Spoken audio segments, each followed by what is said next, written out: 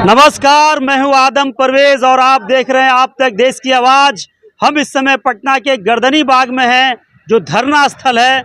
और इस धरना स्थल पर आज लगभग 200 की संख्या में होम गार्ड अभ्यर्थी हैं, जो पूरे बिहार के 38 जिला से आए हैं। आपको बता दें, 2009 में और 2011 में बिहार सरकार ने होम गार्ड भर्ती का वैकेंसी निकाला था, जिसकी बहाली 2023 में की गई।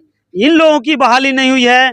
यही वजह है कि ये लोग आज पुरजोर धरना प्रदर्शन और विरोध कर रहे हैं सरकार के खिलाफ। हम जानने की कोशिश करते हैं क्या है, कुछ बताइए भाई साहब। सबसे पहले देखिए, सरकार के द्वारा नीतीश कुमार जी के ही द्वारा विज्ञापन निकाली गई थी और उस विज्ञापन को 2023 में जो है फिजिकल मेडिकल कराया गया।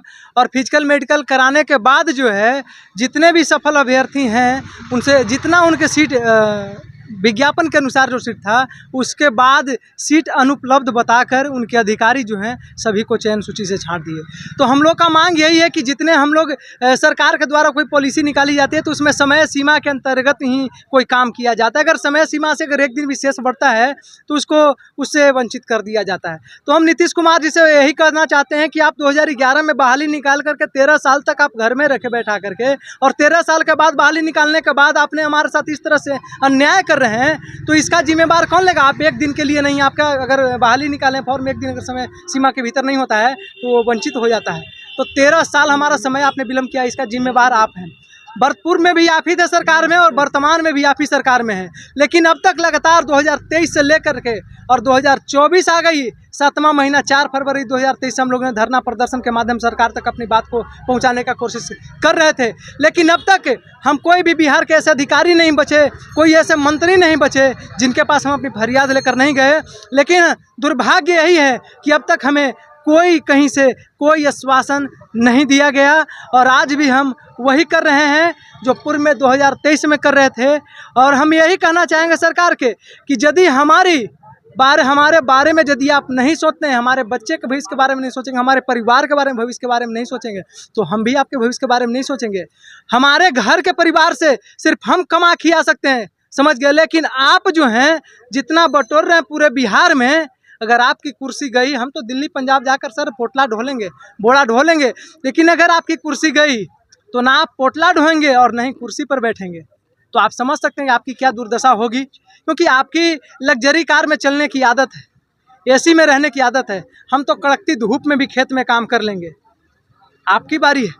लोकसभा चुनाव निकला है, इसके पहले भी हम लोगों ने बार बार सरकार को आगाही इस चीज़ को किया था कि यदि हमारी मांग पूरी नहीं होगी तो आने वाला लोकसभा चुनाव में जो है हम भी अपना बहुमूल्य वोट जो है बहिष्कार करेंगे और सरकार के खिलाफ जाएंगे। आपने जहां तक कि देखा कि बिहार में कुल एनडीए की 40 सीट जीत हुई थी। इस बार लोकसभा के चुनाव में सभी लोग जानते हैं, पूरे देश जानता है क्या दशा हुई। और अगर यही दुर्दशा रहा, अगर अभी भी हमारी मांग पूरी नहीं होगी तो आने वाला 2025 में जो विधानसभा के चुनाव है उसमें भी हम सरकार को खटिया खड़ी कर देंगे। इनकलाब जिंदाबाद जिंदाबाद जिंदाबाद, गार्ड सफल अभ्यर्थी जिंदाबाद। कुछ महिला अभ्यर्थी भी हैं, हम महिला अभ्यर्थी से भी जानना चाहेंगे आखिर उनके दिल में क्या है, उनके अंदर क्या दर्द है और क्या वो सरकार से अपेक्षा करती हैं। आप बताइए मैम। सर, हम औरंगाबाद डिस्ट्रिक्ट से आए हुए हैं। हम लोग होम गार्ड के सफल अभ्यर्थी हैं। हम लोग के सरकार से यही मांग है कि हम लोग को नियुक्ति पत्र दिया जाए। सभी फिजिकल मेडिकल सब पास करके हम लोग यहाँ रोड पे बैठे हुए हैं। हम लोग को मांग पूरी नहीं करेंगे तो उनका भी हम लोग कैसे करेंगे सर? हम लोग नहीं दे पाएंगे। क्या नाम हुआ आपका? अमृता कुमारी नाम है। आप बोलिए मैडम। मेरा नाम अंजलि वर्मा है, नवादा जिला से है। और हम चाहते हैं हमारे मुख्यमंत्री जी से, नीतीश कुमार जी से, कि हमारी मांगों को पूरा करने में पता नहीं उनकी कान तक ये बात नहीं जा रही है। और हम कहना चाहते हैं कि हमारी बात हमारी जितनी भी बहना है, हमारी बातों को वो ध्यान से देखते नहीं हैं। और कभी कभी कहते हैं कि बेटी पढ़ाओ बेटी को बचाओ। बेटी को नौकरी के लिए जब कदम बढ़ाती है तो उस कदम को पीछे ढकेल देते हैं। ऐसे मुख्यमंत्री पर क्या हम लोग भरोसा कर सकते हैं। हमारे मुख्यमंत्री कहा गया है कि बिहार के पूरे अथी हैं मंत्री हैं, उनको देखना चाहिए कि हमारी बहना और हमारी बेटी कैसे भटक रही है, और बड़े बड़े आश्वासन तो दे देते हैं लेकिन वो सब करने में उनका ये नहीं रहता है। क्या नाम हुआ? अंजलि वर्मा। आप कुछ बोलेंगे? हम बेतिया जिला से हैं। हम यही कहना चाहेंगे, जब विज्ञापन निकला था तो मतलब हम लोग शादीशुदा नहीं थे, अब शादीशुदा हो गए, 2 बच्चे हो गए, उसके बावजूद भी हम लोग फिजिकल मेडिकल सब पास किए हैं। तो हम लोगों को हम मतलब जो भी था हम लोग निकाल लिए हैं, तो हम लोग को नियुक्ति पत्र देना पड़ेगा उनको। ठीक है, क्या नाम है? अंतिमा कुमारी। 2011 में अप्लाई हुआ, कोई भी सरकार भी बनती है तो 5 साल के बाद ही बदला जा सकता है सरकार का, लेकिन बहाली का कौन सा नियम है कि आप 12 साल बाद 13 साल बाद, इसमें कोई ऐसा अभ्यर्थी नहीं है जिसका 45 और 40 साल का उम्र नहीं है। इसके बाद हम लोग किस नियुक्ति पत्र के लिए जाएंगे, कहाँ विज्ञापन, किस फॉर्म को अप्लाई करेंगे, कौन सा बहाली के लिए हम लोग हैं। सब लोग बीवी बच्चा सारा लोग परेशान है, सारा लोग, हम लोग नौकरी करते थे छोड़ के चले आए, बाहर में काम करते थे, अपना काम धंधा छोड़ के हम लोग को नियुक्ति पत्र बोल रहा है, सरकार बोल रहे हैं कि हम 3 लाख नियुक्तियाँ देंगे। कहाँ नियुक्ति दे रहे हैं? अभी मुश्किल से 10,000 नियुक्ति दे दें तो पूरे बिहार का हम लोग सफल होने के बावजूद भी हम लोग को नियुक्ति मिल जाएगी। को सफलता कब मिली थी, किस ईयर? हम लोग की 9 और 11 का जो वैकेंसी था हम लोग का 2023 में मिली थी, 2023 में इस साल मिली हुई थी।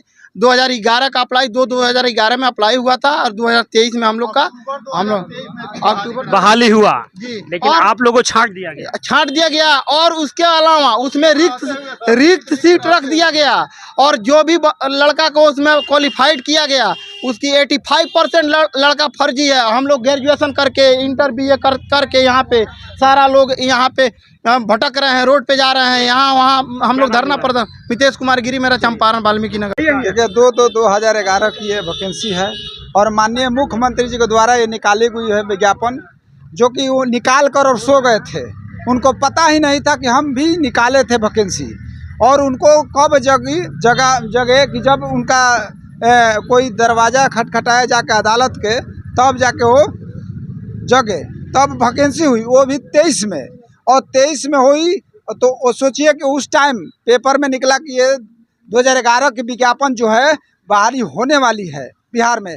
तो हम लोग जैसे लड़के सब बाहर कोई कमा रहा था, दिल्ली, पंजाब, हरियाणा, तो पेपर के माध्यम से सुनते ही वो लोग वापस आए और अपनी उस धूप में, कड़ती हुई धूप में मेहनत किए, और मेहनत करके वो दौड़ और फिजिकल मेरिट सब निकालते हुए, और सोचिए कि सारा प्रक्रिया होने के बावजूद भी उन लोगों का चयन नहीं हुआ। चयन सूची में नाम लोगों का चयन हुआ, फिर हुआ, कुछ लोगों का हुआ, लेकिन कुछ लोगों को छाट दिया गया।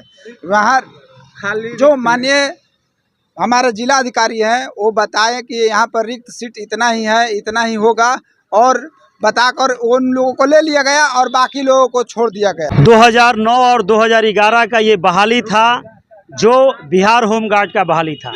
ये लोग सफल अभ्यर्थी हैं। इन लोगों ने अपना फिजिकल भी निकाला, एग्ज़ाम भी निकाला, सारे टेस्ट को निकाल लिए हैं। उसके बावजूद भी इन लोगों की बहाली नहीं ली गई है।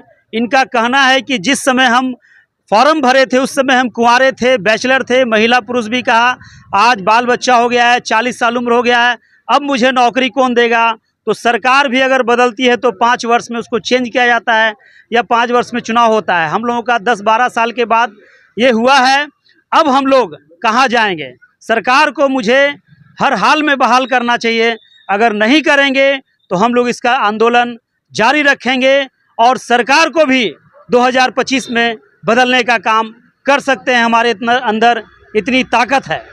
मैं आदम परवेज़, आप तक देश की आवाज़ के लिए, गर्दनीबाग, पटना से। पॉलीग्रेनाइट से अपने घर के दीवारों को बनाइए। इसके लिए RK सुपरस्टार से संपर्क कीजिए।